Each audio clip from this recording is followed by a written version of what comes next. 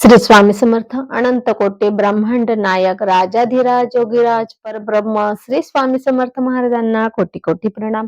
तसंच माझी ही व्हिडिओ जे सेवेकरी बघतायत त्यांना श्री स्वामी समर्थ. बघा मंडळ, आजच्या व्हिडिओमध्ये आपण भूत प्रेत पिशाच किंवा कुठलाही जी काही अशी बाधा असते ना, प्रेत लागणं भूत लागणं ही जी काही बाधा असते म्हणजे बघा, हिच्यासाठी काय नवनाथाचं कुठला अध्याय वाचायचं. आता तुम्हाला मागच्याच व्हिडिओ सांगितलं की नवनाथाचे 40 अध्यायामध्ये प्रत्येक अध्यायाचं एक महत्व आहे आणि प्रत्येक अध्याय हा कुठल्या तरी समस्यावरच आहे. म्हणूनच नवनाथ ग्रंथ हा इतका प्रभावी आहे की तुम्ही मागे पण मी सांगितलंय एका व्हिडिओमध्ये की कुठल्याही समस्यावर तुम्ही नवनाथांची सेवा केली तर ते काम होतं म्हणजे होतं, कारण की नवनाथांकडे शाबरी विद्या आणि हे स्वतः त्यांनी लिहिलेली आहे. त्यांनी मंत्र वगैरे स्वतः लिहिलेले आहे. नवनाथांनी झाले, मच्छिंद्रनाथांनी झाले, गोरक्षनाथांनी झाले, त्यांनी स्वतःने हे मंत्र लिहिलेले आहे. म्हणून शाबरी मंत्र, शाबरी कवच हे जे आहे ना नवनाथांचं ते खूप पॉवरफुल आहे. आणि आपल्याला सर्वांना माहिती, मागच्या व्हिडिओत पण मी सांगितलं की त्यांनी काय केलंय, मच्छिंद्रनाथांनी प्रत्येक देवदेवतांना प्रसन्न केलेलं आहे. तसंच त्यांनी भूतांनाही प्रसन्न केलेलं आहे. बघा, देवी देवतांना प्रसन्न केलेलं आहे, त्यांच्याकडून वरदान घेतलेलं आहे की माझा असा असा मंत्र आहे, जो पण कोणी बोलेल तर त्याला तुम्ही सहाय्य करा, त्याचं तुम्ही काम करा, असं नवनाथांनी त्यांच्याकडनं आश्वासन घेतलेलं आहे. आणि त्यांच्याकडनं त्यांनी शक्ती पण घेतलेली नवनाथांनी देवांकडनं. तसंच भूतांकडनं सुद्धा त्यांना शक्ती मिळून घेतलेली की जो कोणी समजा तुम्ही ज्याला हा त्रास असेल तर तुम्ही जो माझा हा अध्याय वाचेल, नवनाथ ग्रंथाचा 5वा अध्याय, तो 5व्या अध्यायामध्ये त्यांनी भूताचं हे सांगितलेलं आहे की त्यांनी भूतांना कसं वश केलं वगैरे.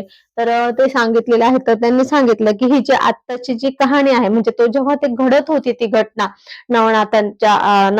मच्छिंद्रनाथाची जेव्हा ती घटना घडत होती की मच्छिंद्रनाथ देवी म्हणजे एका झाडाखाली बसलेले होते, तिकडे भूत इकडे तिकडे फिरत होती, त्याचा तो तुम्हाला एक मी सारांश, तुम्हाला जर हवा असेल ना तर तुम्ही मला सांगा, मी कमेंट मध्ये सांगा. असे पण जास्त कमेंट आल्या ना त्याच्या, तर मग मी नवनाथ ग्रंथाच्या प्रत्येक अध्यायाचा सारांश असं सारांश एक एक व्हिडिओ बनवेल.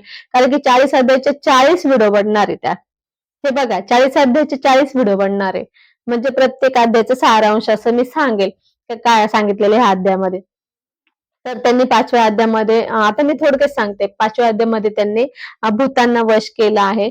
त्यांनी भूतांना वश करून त्यांनी भूतांकडनं एक वरदान घेतलेलं आहे की जो पण माझा हा आत्ताच्या ज्या घटनेचा जो काही त्यांनी त्यावेळेस त्यांच्याशी युद्ध केलं, त्यांना जमिनीला चिटकवलं, त्यांना त्याच्यातून मुक्त केलं. त्यांनी त्याच्यानंतर त्यांना माहिती आहे ना आता की भूत हे लोकांना त्रास देतात. मग भूत प्रेत हे लोकांना, पिशाच हे लोकांना त्रासच देत असतात आणि याची बाधा खूप लोकांना झाली तर खूप लोकांना त्रास होत असतो, खूप त्रास होतो त्याचा आणि ते लवकर निघत नाही. मग त्याच्यासाठी त्यांनी त्यांना वश करून घेतलं आणि त्यांच्याकडनं त्यांनी वरदान मागितलं. जर ह्या आपल्या युद्धाचा जो कोणी हे वाचेल, जो कोणी आपल्या युद्धाची कथा वाचेल तर त्याला तुम्ही सहाय्य करायचं. त्याच्या कुठली पण तुम्ही बाधा असेल, म्हणजे तुम्ही कोणत्याही असेल, तर आता भूत म्हटलं तर 8 कोटी प्रकार आहेत. त्या भूतामध्ये सुद्धा 8 कोटी प्रकार आहेत. तर तुम्ही कुठल्याही असेल त्याच्यामध्ये तो तुम्ही त्यांना मुक्त करायचं आणि त्यांचं कल्याण करायचं.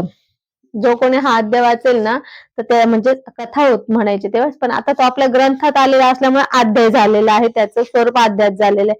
तर त्यांनी सांगितलं की जो पण कोणी हा हे वाचेल, माझी कहाणी वाचेल, तर त्याला तुम्ही मुक्त करायचं, त्याला तुम्ही म्हणजे त्याचं कल्याण करायचं, त्याला कुठल्याही बाधेपासून तुम्ही त्यांना मुक्त करा. तर असं त्यांनी त्याच्याकडनं वरदान घेतलेलं आहे भूतांकडनं. म्हणून आपण नवनाथ ग्रंथाचा जर 5वा अध्याय वाचला ना, तर नवनाथ ग्रंथाचे बघा हा 5वा अध्याय आहे, याचा छोटा ग्रंथ आहे.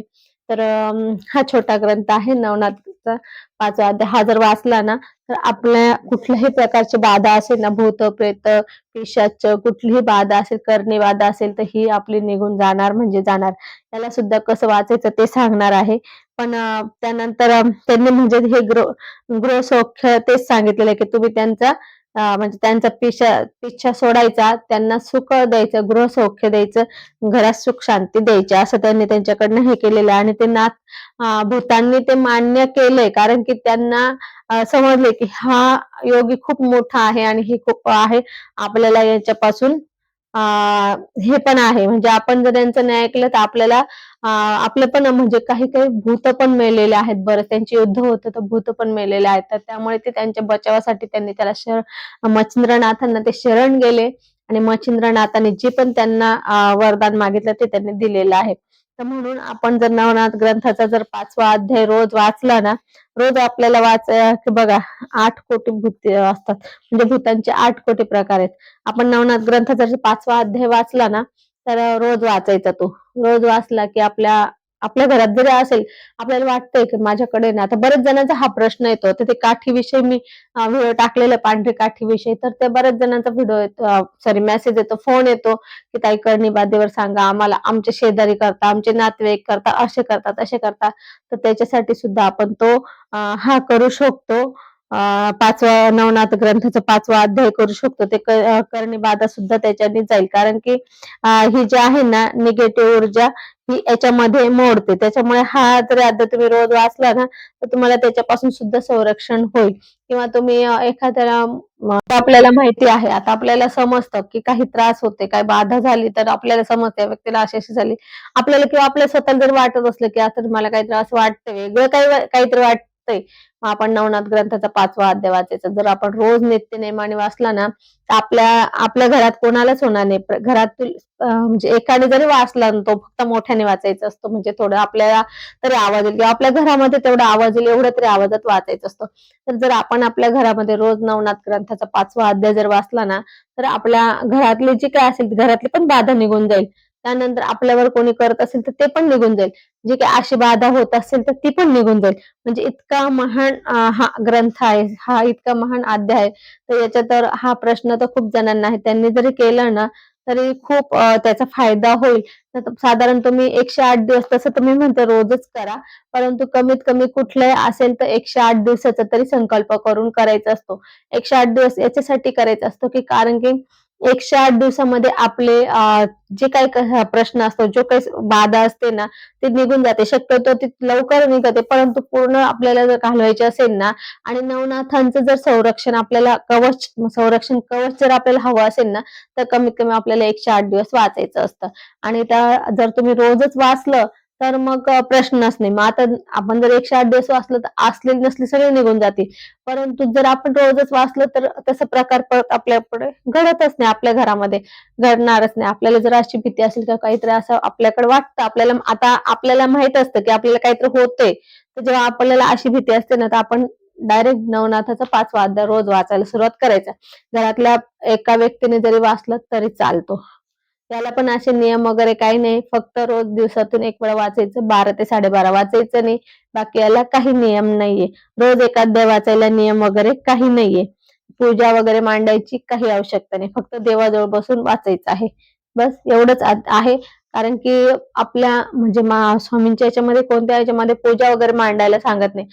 इव्हन तुम्ही गुरुचरित्र करता, नवनाथ करता त्याच्यासाठी सुद्धा पूजा वगैरे मांडण्याची काहीच नसतं. फक्त देवासमोर बसून वाचायचं. समजा तुम्ही देवासमोर नाही बसत आहे, दुसरीकडे बसत आहे, तर मग ते मोठे ग्रंथ असेल तर सांगते, मग फोटो ठेवायला लागतो. बाकी काही गरज नाही आणि ह्यात हे छोटे आहे, तुम्ही देवाजवळ बसून पण वाचू शकतात. त्यामुळे आपण रोज हा अध्याय नवनाथाचा 5वा अध्याय जर आपल्याकडे कोणाला असेल किंवा आपल्याला वाटत असेल किंवा आपल्याला असंही वाटत असेल, की असं कधी होऊ नये आपल्या घरात कोणाला, आपल्याकडे कोणाला होऊ नये असं वाटत असेल, तर मग आपण तरी सुद्धा तो वाचू शकतात. म्हणजे नसेल आणि वाटत असेल आपल्याला होऊ नये, तरी आपण हे वाचू वाचू शकतात आणि आपल्या परिवाराचं रक्षण करू शकतात त्याच्यापासून. त्यानंतर आपल्याला त्याच्याने एक गृहसौख्य किंवा घरात सुख शांती पण लाभणार आहे. म्हणजे आपण त्याच्यासाठी पण आपण करू शकतो. असो, आज आपण इथेच थांबू. आजच्या व्हिडिओमध्ये आपल्याला जर आपल्या भूत, प्रेत, पिशाच्य बाधा कोणाला असेल तर त्याच्यासाठी आपण किंवा करणी बाधा असेल तर त्याच्यासाठी आपण नवनाथाचा कोणता अध्याय वाचायचा? तर 5वा अध्याय वाचायचं हे आपण आजच्या व्हिडिओमध्ये बघितलं आहे. तर असो आज आपण इथेच थांबू. झालेली सेवा स्वामींच्या चरणी अर्पण करू. आपल्याला जर माझा हा व्हिडिओ आवडला असेल तर लाईक, शेअर, कमेंट करा. माझ्या चॅनलला सबस्क्राईब करा. श्री स्वामी समर्थ.